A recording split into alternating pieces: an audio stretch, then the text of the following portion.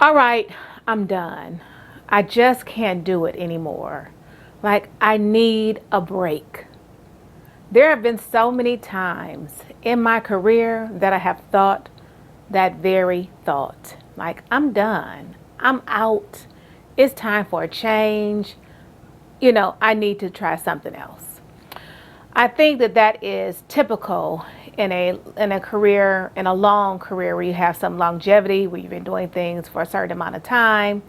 It's natural to have some frustrations, to have some challenges, and to think perhaps it might be time to switch gears and try something new.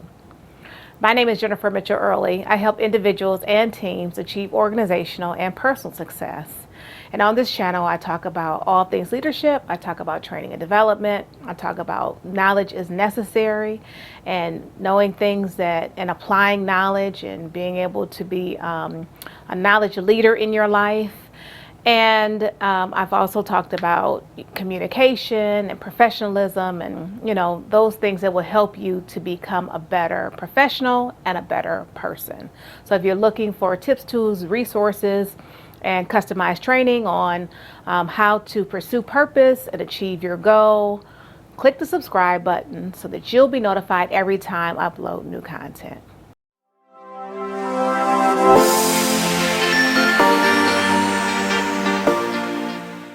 Today we're talking about the pitfalls of training and development and why there have been times in my career that I was just like, nope, I'm going to switch gears and try something new. So training and development, if you've been watching my channel for any length of time, then you already know that I love learning and development, i.e. training and development. I love designing and delivering training, customized training to meet my clients' needs. And in particular, I love helping the participants. I love to see the light bulb turn on and for them to realize perhaps some things about themselves that they did not know before coming to training, or have it reinforced or encourage them in something new and challenging if their job is changing, or if they need to learn new behaviors in order to do their jobs, new systems. Leaders, I like to enable them with, leadership tools and skills to, manage their teams and be the best leader that they can be for themselves and for others. But there have been times within my career that I have been like, you know what? I think I've reached the limits here. Like, I think it's time to try something new.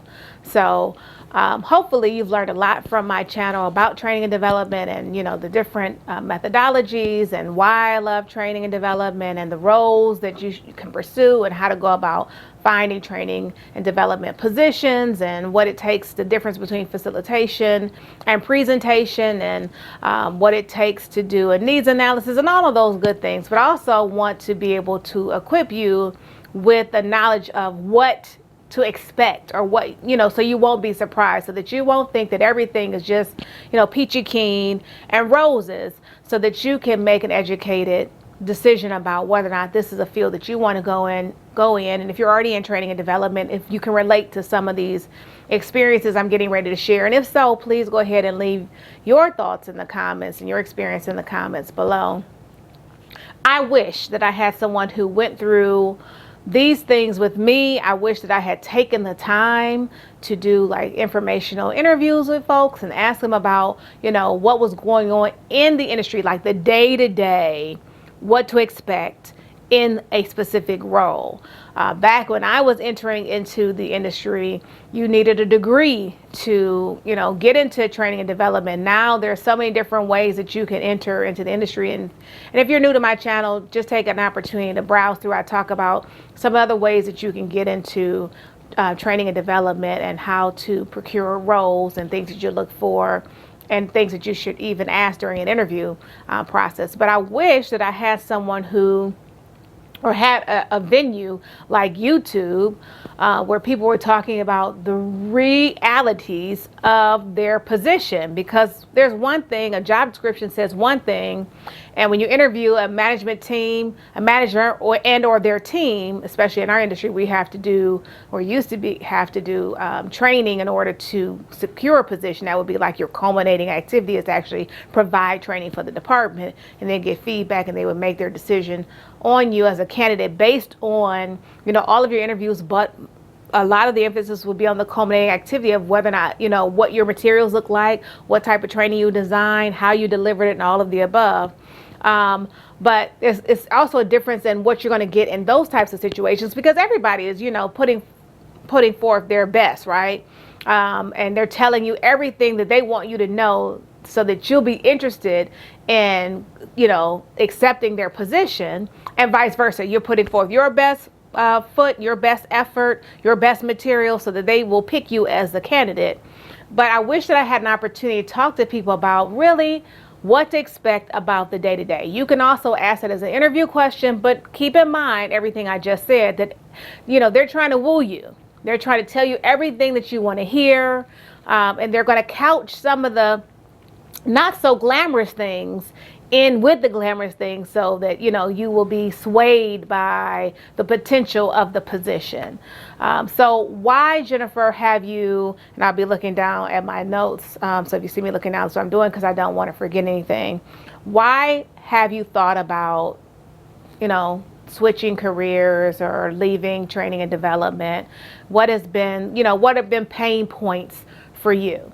And so some of the pain points that I've experienced in training and development, mind you, I've been in it for over 25 years, is one, whenever you're in a long-term situation, it's easy to get bored, right? It's easy to think, I've been doing this a long time. I don't feel challenged. I don't feel like, I have any momentum here, or that, I'm as interested in it as I used to be first starting out. And it loses some of its, what I want to say, it loses you lose interest in it. So over time, depending on the role and the organization and how long I've been doing it, sometimes it just gets to be tedious, right? The work gets to be tedious. It gets to be mundane. It's the same old, same old. You hear, even though your clients may change, you hear some of the same issues in the same organizations, and then they want to do the training the same way, because if it's not broke, don't fix it. All of those things. So training can be tedious. The feedback, the levels of feedback, how long it takes to get the feedback back, how critical maybe some of the feedback may be. The loop is like, you've been here, done that over and over and over again. The design process itself can be tedious, because there's certain, depending on the organization, depending on their feedback process, there may be various levels to it. So you may get an all clear at, one level, and then you go to another level, and they're trying to kick things out that have been cleared at the, most basic level. And then you have to fight for those elements to remain in the training, and then explain to people why, because not all people don't always know what it takes to develop training and or why things have been included in the training. So you have to be a strong advocate, not only for yourself and your participants, but also for your clients, because sometimes they just don't know what they don't know, and they don't know that something's integral to training and why it's integral to training. So those are things you have to think about. It's time limited. It's tedious because sometimes there'll be overriding time constraints. Like if you have a go live date, but you have to wait. If you're working on systems in particular, you have to wait for the system to be, developed. You have to make sure that everything flows the way it's supposed to flow, not just for how they're going to use the system, but how you need to be able to explain the system then to the participants in order to teach them on how to use it. So you can be time constrained because of that. It's also because people don't understand how much goes into actual development.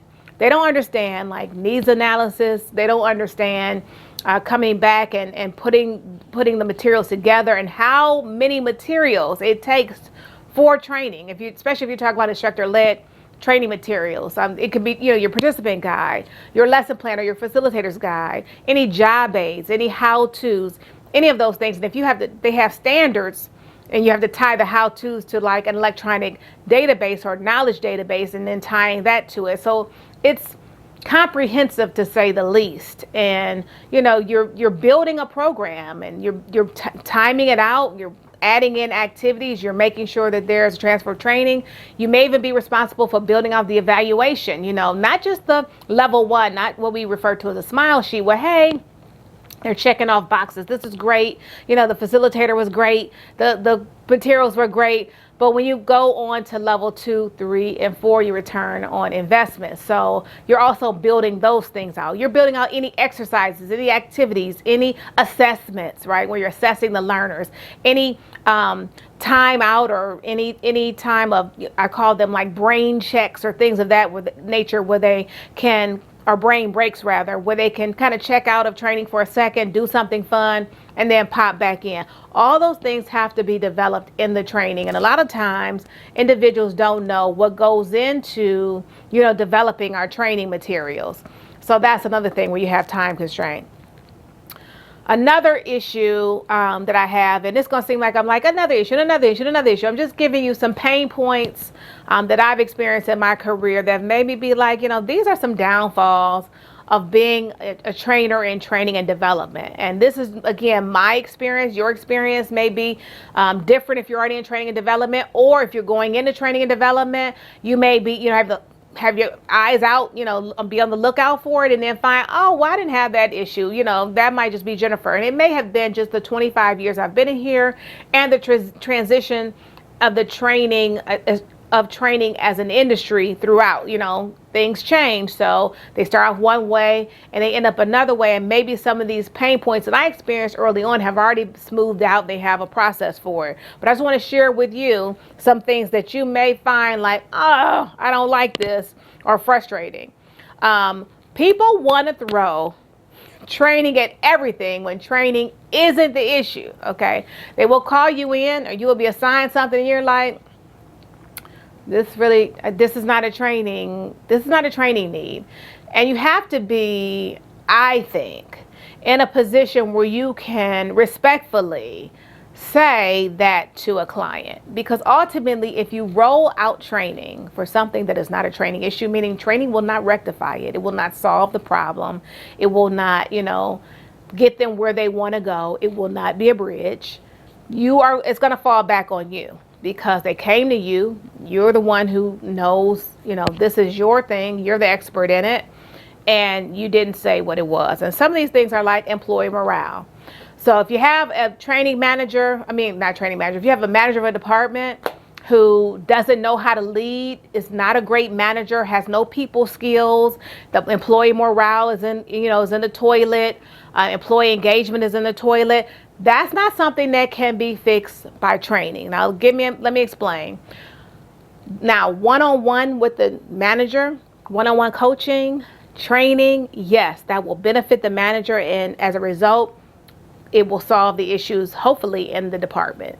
But throwing training at the department, like team building, when they have a manager they don't trust, a manager who throws people under the bus, a manager who does not know how to speak to people, a manager who does not value people, a manager with no people skills, team building is not going to work. It's not going to fix issues. When they walk out of training, they're going to have those same issues because you did not address the issues. Within the issues are issues with the manager, like how to build trust, how to coach your employees, professionalism sometimes. Because sometimes managers do and say inappropriate things. That's just the reality. So that's what I mean by they want to throw training at everything, because sometimes people don't want, and by people I mean your client doesn't want to say, it's me, I'm the problem, I need training. Because if they thought that, then they would enroll themselves into a course where they thought they had a challenge. Instead, they feel like it's the department. But as a trainer, as a designer and a developer of training, you have to go in and be able to diagnose what the issue is, and you'll be able to do that through your needs analysis. When you talk to the client who's like, employee morale is in the garbage, and people call off, I've got a high absenteeism, people, post out of my department and try to go to other departments. All of these things I have, there are conflicts, I often have, my employees are combative with me. All of those things, when you talk to the manager, they say that. But when you talk to employees, and employees are like, they give you tangible examples of what's going on. It's then up to you to diagnose it And then with, strong communication skills, because you have to be a strong communicator, an effective communicator, you have to go back to your client and say, after doing my needs analysis, I found that, training on how to build, forming, storming, norming, performing, team building, team cohesiveness, that would benefit this group. However, we need to talk about how to build, and within that training, we need to incorporate some training on creating a safe environment, building trust, coaching, providing feedback.